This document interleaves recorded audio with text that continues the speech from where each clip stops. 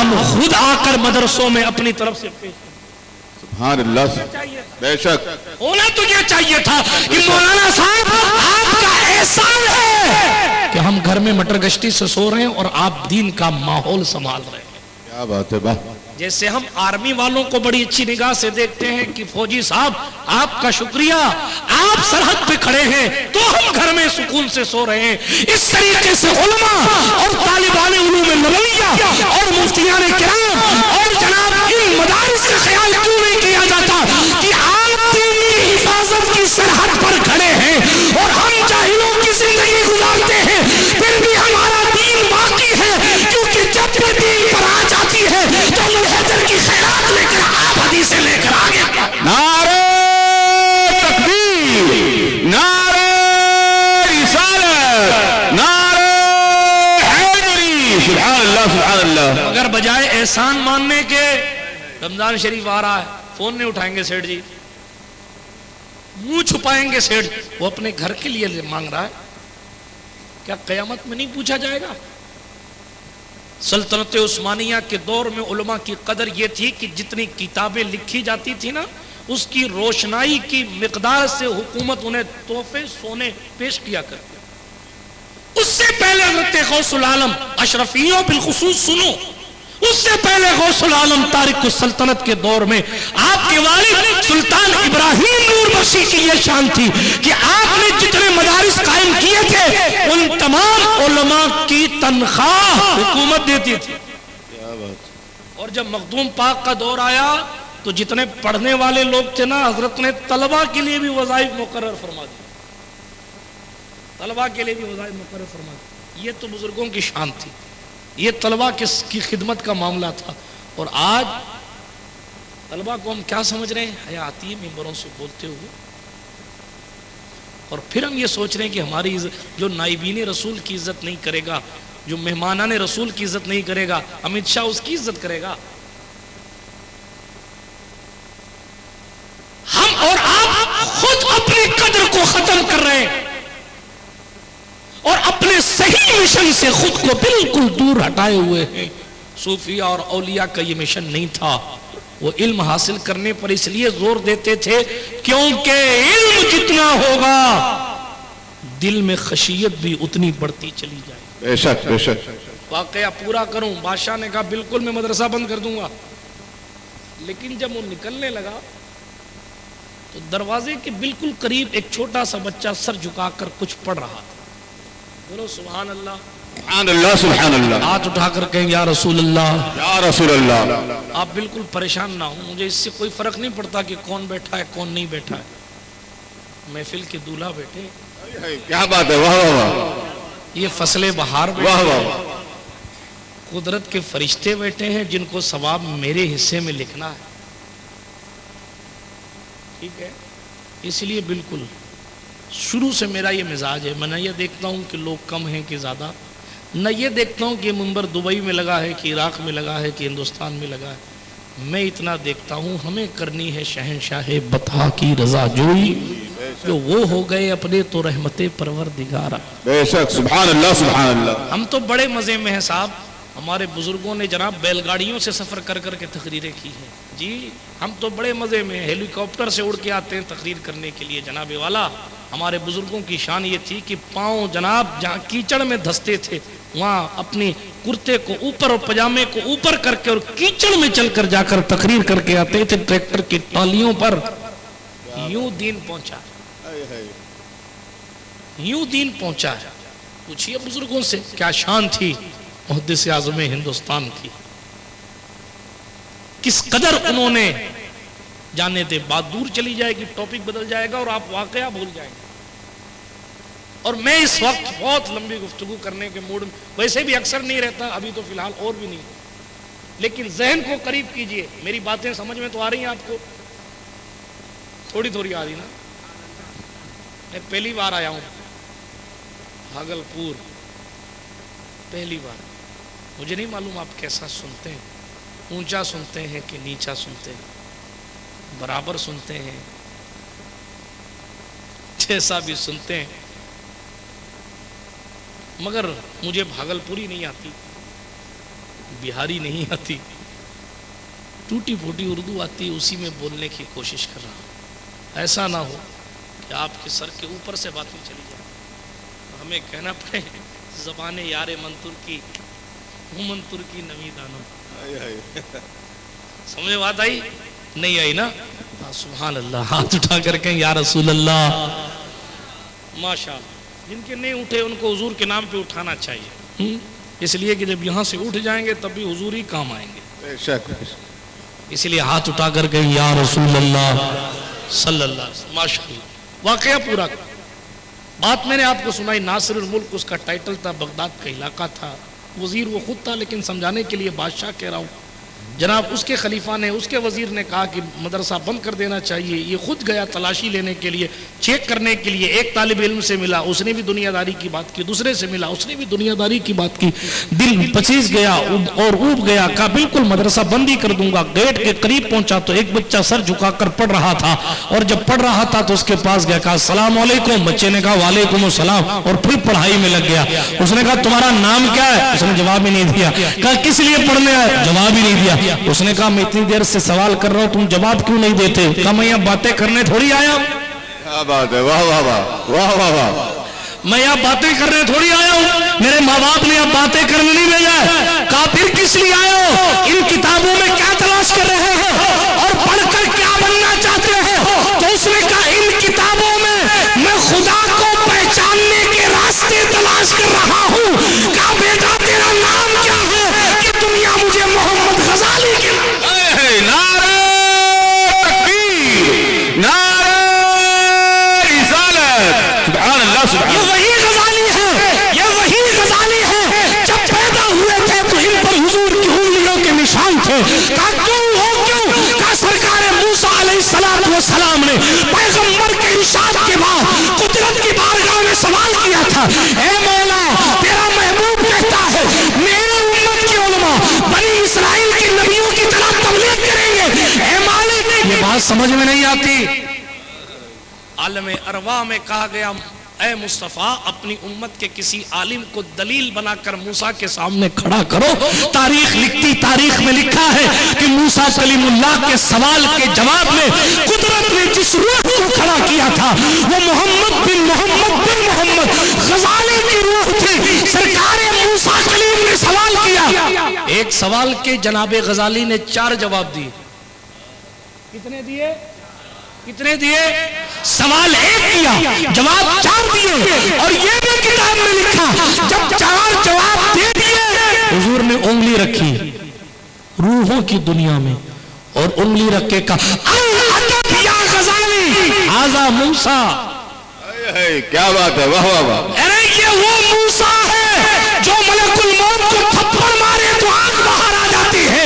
ये वो मूसा है जो पत्थर को थप्पड़ मारे तो सैकड़ों साल बाद उनकी उंगलियों के निशान हजरत अबू हुरैरा को उस पत्थर पर अपनी आंखों से दिखाई दे। क्या बात है, वाह वाह। गजाली अदब करो, ये मूसा है। गजाली अदब करो। मूसा अलैहिस्सलाम ने पूछा जब हमने तुमसे एक सवाल किया था तो एक ही जवाब देना था ना, 4 क्यों दिया? जब सवाल है तो जवाब एक सवाल का 4 जवाब क्यों? का हुजूर वो भी आप ही की सुन्नत है। बोलो सुभान अल्लाह, सुभान अल्लाह, सुभान अल्लाह। आप ही की सुन्नत है। का वो आप मेरी सुन्नत कैसे? का अल्लाह पाक ने आपसे पूछा था वमा तिल्का बियमीनी का या मूसा, तुम्हारे सीधे हाथ में क्या है?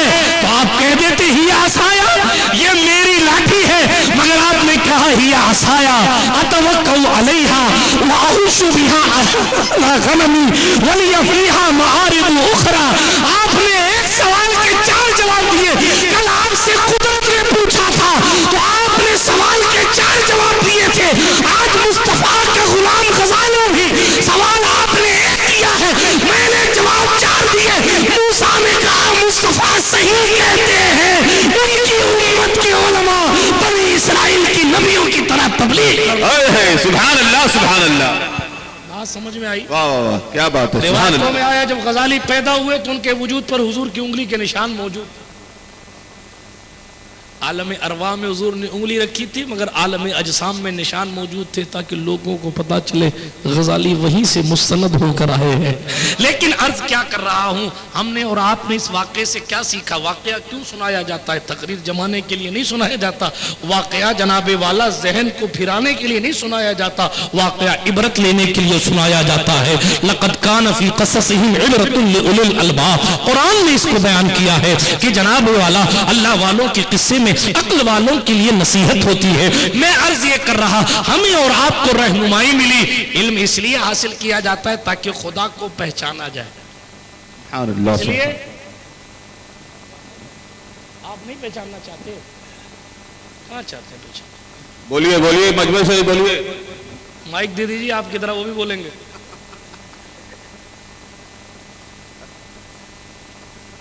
ہماری اور آپ کی سب کی ڈیوٹی ہے کہ ہم خدا پہچاننے کی کوشش کریں. خشیت کا لیول اسی وقت بڑھے گا جب ہمارے اور آپ کے دلوں میں معرفت ہوگی. کسی مفکر نے بڑی خوبصورت بات کی,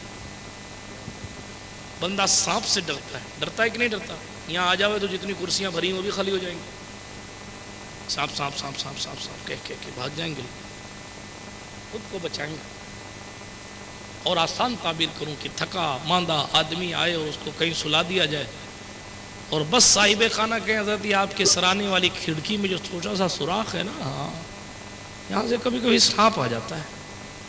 باقی تو صاحب آپ کے لیے بہترین گدا ہے, نرم گدے ہیں, خوبصورت کمبل ہے, آپ سوئیے آرام سے. گرمی لگے تو اے سی چلا لیجئے, پنکھا چلا لیجئے, کہیے تو آپ کے لیے ہیٹر لگوا دوں. ساری چیزیں ٹھیک ہیں, تھکے ہوئے بھی آپ بہت ہیں, ساری سویدھائیں اپلبدھ ہیں, لیکن اس سوراخ سے کبھی کبھی سانپ تشریف لے آتا ہے. سو پائیں گے آپ؟ بڑے نڈر ہیں صاحب. کئی لوگ ہاں نہیں کچھ نہیں کر رہے ہیں, نہیں سو پائیں گے نا. کیوں؟ تو کیا ہو جائے گا؟ سانپ آ جائے گا تو کاٹ لے گا, اور کاٹ لے گا تو کیا ہو جائے گا؟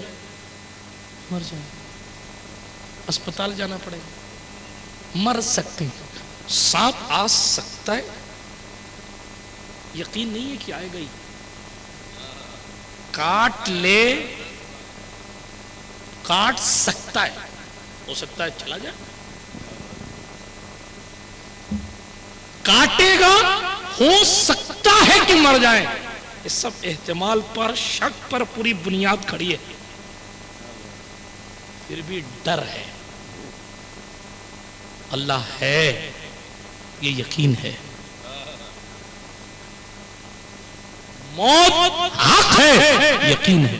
بے شک بے شک. مر کے جواب دینا یقینی ہے, پھر کیوں نہیں ڈرتے؟ پھر کیوں نہیں ڈرتے؟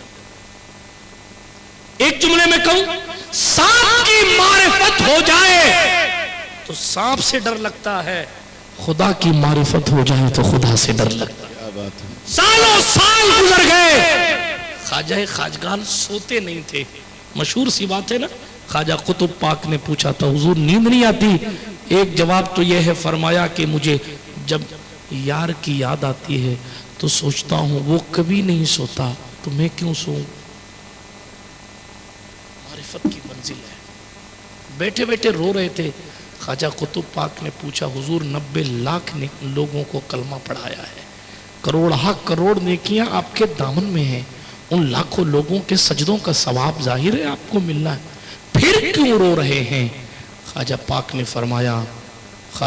نے فرمایا وہ اس لیے کہ قطب الدین تم نے نیکیاں تو بہت گنا دی میری, لیکن خدا کی شان کے مطابق میرے پاس کوئی نیکی نہیں ہے. اور اوپر چلیے, امام کائنات, مولائے کائنات, امام المشارق والمغارب, غالب علی کل غالب, مظہر العجائب والغرائب, امیر المومنین, خلیفۃ المسلمین, ابو الائمۃ الطاہرین, حضرت مولا علی بن ابی طالب کرم اللہ تعالی وجہ الکریم, راتوں کو اٹھ کر خاتم الخلفاء مولا کائنات اس طرح روتے تھے جیسے سانپ نے ڈس لیا ہو. کتابوں میں لکھا ہے. جیسے کسی کو سانپ کاٹے اور وہ تڑپتا ہے، اس طرح خدا کے ڈر سے مولا علی تڑپتے تھے۔ ہم کہاں ہیں؟ ہماری کیفیت اور کنڈیشن کیا ہے؟ امام جعفر صادق چھٹے امام، اہل بیت کے اماموں میں سے چھٹے امام، جس کے علم کا لیول یہ ہے، خلیفہ منصور نے جمع کیا تھا لوگوں کو، اور پھر امام اعظم، امام الائمہ، سراج الامہ، کاشف الغمہ، نعمان ابن ثابت المعروف امام اعظم ابو حنیفہ سے کہا خلیفہ منصور عباسی نے سوالات قائم کرو اور ہم جعفر صادق سے جوابات لیں گے۔ جو خود چٹکیوں میں مسئلہ حل کر دے، اتنا قابل عالم جب سوال قائم کرے تو سوچیں کتنے مشکل سوالات قائم کیے ہوں گے۔ سوال کرنے والے خود ہی امام اعظم ہو تو پھر کہنا کیا۔ لیکن جناب سنیے، علمی مبلغ اور علمی شان یہ تھی۔ اختصار سے عرض کروں، خلیفہ منصور عباسی کی زبردستی پر امام اعظم نے سوالات قائم کیے، اور جب سوال حضرت سرکار امام جعفر صادق سے کیے جاتے تھے تو لکھا گیا کتابوں میں کہ امام جعفر پاک امام ابو حنیفہ کے ایک ایک سوال کے دو جواب دیا کرتے تھے، دو جواب دیا کرتے، دو جواب دیا کرتے۔ برادران ملت اسلامیہ، یہی وہ سرکار امام اعظم ہیں جنہوں نے ان کے والد کو دیکھ کر کہا تھا لولا سنتان لہلک النعمان۔ کسی نے پوچھا اے امام اعظم آپ کی عمر کتنی ہے؟ تو اماموں کا امام کہتا ہے 2 سال۔ کہا وہ 2 سال کیوں؟ کہا وہ 2 سال میں نے امام محمد باقر کی خدمت میں گزارے ہیں، اگر وہ 2 سال نہ ہوتے تو نعمان بن ثابت ہلاک ہو جاتا۔ برادران ملت اسلامیہ، وقت ہوتا تو میں آپ سے اور بھی باتیں کرتا، لیکن ابھی میں آپ سے اتنا عرض کر رہا ہوں کہ علم خشیت لاتا ہے۔ علم اس لیے ہی سیکھا جاتا ہے تاکہ خدا کی معرفت ہو۔ علم حاصل کرنے کا مقصد یہ ہے خدا پہچانا جائے، علم حاصل کرنے کا مقصد یہ ہے خدا منایا جائے، علم حاصل کرنے کا مقصد یہ ہے خدا کا محبوب بن جایا جائے۔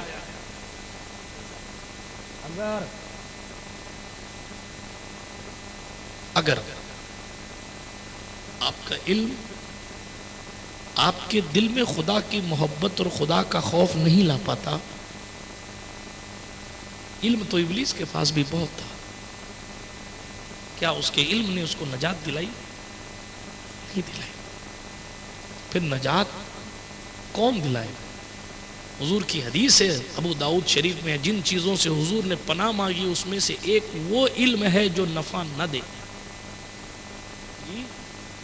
حضور نے دعا کی ہے صلی اللہ علیہ وآلہ وسلم، اے اللہ اس علم سے مجھے اپنی پناہ میں رکھنا جو علم نفع نہ دیتا، اس دل سے مجھے اپنی پناہ میں رکھنا جس میں خشوع اور خضوع نہ ہو۔ ہم کہاں ہیں؟ حضور تو عذاب قبر سے پناہ مانگ رہے ہیں اور ہم قبر کے باہر کھسکلی کر رہے ہیں۔ امام حسن بصری قبرستان جاتے تو اتنا روتے تھے کہ قبر پر پانی ڈالنے کی ضرورت نہیں پڑتی تھی، اور ہم گیم کھیل رہے ہیں۔ قبرستان کی دیواروں کے سائے میں جوئے کھیلے جا رہے ہیں، قبرستان کے برابر میں کھڑے ہو کر شادیوں کے ڈی جے بجائے جا رہے ہیں، حالانکہ موت کا تذکرہ مردہ زندہ کرنے والے عیسیٰ، یہ آپ نے سنا نا مردہ جلا دیتے تھے۔ صاحب نزہۃ المجالس نے لکھا ہے کہ سرکار عیسیٰ کے سامنے موت کا ذکر ہو جاتا تو ان کے جسم سے خون نکلنے لگتا تھا، اور ہم ایسی موٹر کشتی والی زندگی جی رہے ہیں کہ صاحب ہم تو یوں ہی سیدھے چلے جائیں، ہماری جیب میں بورڈنگ پاس رکھا ہوا ہے جنت کا، یوں دکھائیں گے اور یوں انٹری ہو جائے گی۔ اعلیٰ حضرت پہ تو کہا شب صبح تک سونا تجھے، دن لہو میں کھونا تجھے، شرم نبی خوف خدا یہ بھی نہیں وہ بھی نہیں۔ کیا بات! رزق خدا کھایا کیا، اور جس نے رزق دیا اس کا فرمان ٹالا کیا، نہ اس کے کرم کا شکر ہے نہ اس کی سزا سے ڈر ہے۔ شکر کرم ترسے سزا یہ بھی نہیں وہ بھی نہیں، نہ خود علم حاصل کر رہے ہیں نہ علم حاصل کرنے والوں کی قدر کر رہے ہیں۔ مدارس کے حالات برے ہیں، مساجد کے حالات بھی اچھے نہیں ہیں، اور اس پر دشمن الگ سازشیں کر رہا ہے، پھر بھی میری قوم ناچنے سے فرصت ہی نہیں پا رہی ہے کہ آئے اور اپنی اس بکھرے ہوئے اپنے شیرازے کو درست کرنے کی کچھ کوشش کریں. ہر بندہ چاہتا ہے کہ ہمارے درجے بلند ہو جائیں, لوگ ہمیں سلام کریں, اور قرآن کہہ رہا آؤ ایمان والے بنو, علم والے بنو, ہم درجے نہیں تمہیں درجوں بلند کر دیں. لیکن ہم تو مائل بکرم ہیں, کوئی سائل ہی نہیں, راہ دکھلائے کسے رہ روے منزل ہی نہیں. دوستوں بہت ساری باتیں کر سکتے ہیں, لیکن ہم اپنے بزرگوں کے طریقے کو دیکھیں.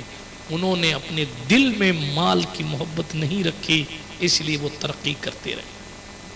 کانٹا میرے جگر سے غم روزگار کا یوں کھینچ لیجئے کہ جگر کو خبر نہ ہو, ایسا گما دے ان کی ولا میں خدا ہمیں ڈھونڈا کرے پر اپنی خبر کو خبر نہ ہو. برادران ملت اسلامیہ, دو چیز بات کو ختم کروں, جہاں سے شروع کی تھی وہیں پہ ختم کرتا ہوں. علم حاصل نہ کرنا اور مال جمع کرنا یہ امت کو ہلاکت کی طرف لے جا رہا ہے. تو ہلاکت سے بچنا ہے, اس کا الٹا کیجیے, علم حاصل کیجئے, مال خوب کمائیے, مگر مال کی محبت دل سے نکال دیں. اسلام میں مال کمانے سے منع نہیں کیا, گہرائی گہرائی کو سمجھیے. حضرت عثمان ابن عفان بہت بڑے سیٹ تھے, عبد الرحمن ابن عوف بہت بڑے تاجر تھے, کئی صحابہ ایسے ہیں جن کے پاس بہت پیسہ تھا, لیکن ایک بندہ آ کر ان کے سامنے دستے سوال دراز کرتا تو وہ پورا کا پورا اپنا دسترخوان بچھا کے, ارے سوال نہ بھی دراز کرتا. مولا حسن کا قصہ ہے نا, ایک شخص نے کھڑے ہو کر گالیاں دی تھی مولا حسن پاک اور آپ کے بابا کو, آپ کے نانا کو. حضرت مولا حسن ابن علی علی جدی علیہ السلام نے پلٹ کر خادم کو کہا دیکھو گھر میں کتنے پیسے ہیں, کہا ایک تھال بھرا ہوا ہے اشرفیوں کا. حضرت امام حسن پاک نے فرمایا لے آؤ. اس گالی دینے والے کو ایک تھال پیسے دیے اور اس چیخ چیخ کر کہتا تھا میں گواہی دیتا ہوں کہ آپ رسول اللہ کی شہزادے ہیں. مال کی محبت ہوتی تو پوری زندگی میں 3 بار اپنا پورا مال کیا خدا کی راہ میں خرچ کرتے. مال کی محبت صدیق اکبر کو ہوتی تو کیا بدن کا کرتا اٹھا کے بھی اسلام کو لیے دے دیتے. مال کی محبت مولا علی کے دل میں ہوتی تو پھر کیا امیر المومنین کوفہ کے سارے بیت المال کے مال کو پورے اطراف میں بانٹ کر جناب اس بیت المال پہ جھاڑو لگا کر مولا علی نے پانی چھڑکا اور 2 رکعت نماز ادا کی, اور نماز ادا کرنے کے بعد پھر کہا اے اللہ گواہ رہنا علی نے 1 روپیہ بھی اپنے لیے نہیں رکھا ہے, سب تیری امت میں تیرے محبوب کی امت کو بانٹ دیا. دوستوں طوفان نوح لانے سے کیا فائدہ ہے, چشم 2 اشک ہی کافی ہیں اگر اثر کریں. اس لیے جو دین کے قلعے ہیں انہیں سنواریے, ایجوکیشن لیول کو اپ کیجئے, بڑھائیے اور خود بھی پڑھیے. علم حاصل کرنے کی کوئی عمر نہیں ہوتی. بہت سے صحابہ ایسے ہیں جو 40 سال کی عمر میں مسلمان ہوئے, تو 40 سال کی عمر میں قل اللہ پڑھنا سیکھا. 50 سال 60 سال کی عمر میں مسلمان ہوئے تو 60 سال کی عمر میں قل اللہ پڑھنا سیکھا. جی بات سمجھ شریف میں آ رہی ہے آپ کو.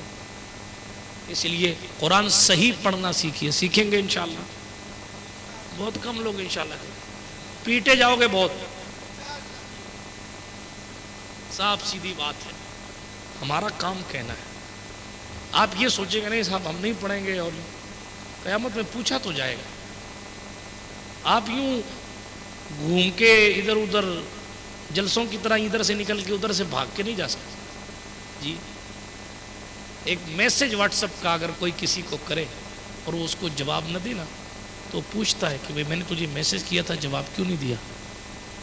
یہ قرآن اللہ کا کلام ہے, یہ اللہ کا پیغام ہے جو پیغمبر لے کر آئے ہیں. اللہ پوچھے گا ہم نے بھی تو کچھ میسج بھیجا تھا. واہ واہ واہ بے شک. ہمارا میسج تم پڑھنے کی استھتی میں نہیں آئے, کیا جواب دو گے؟ پیر صاحب کا جواب نہ دو تو پیر صاحب سے 4 قدم بھاگتے ہیں, نہیں حضرت کو کیا جواب دیں گے, پہلے جواب معقول تلاش کر لیں پھر حضرت کے سامنے جائیں گے.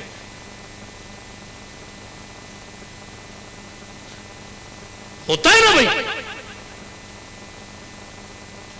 باپ نے کچھ کہا تھا میں نے پورا نہیں کیا, دوست نے مجھے میسج کیا تھا میں نے اس کا رپلائی نہیں کیا, ملے گا تو وہ پوچھے گا.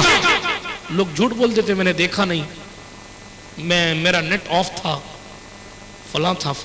یہ یہاں بہانے چل جائیں گے. قیامت میں کیا جواب دو گے؟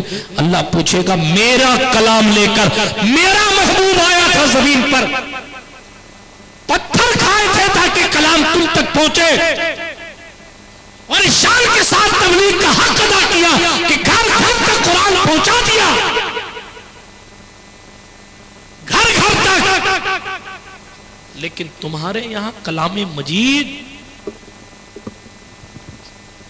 اس لیے خالی گھر پہ رکھ دیا, چھت پر اونچی جگہ پر, روزانہ گھر کی لیٹرینیں صاف کرنے والے سیٹھ جی کلام پاک کے جزدان پر لگی ہوئی گرد نہیں صاف کر پاتے.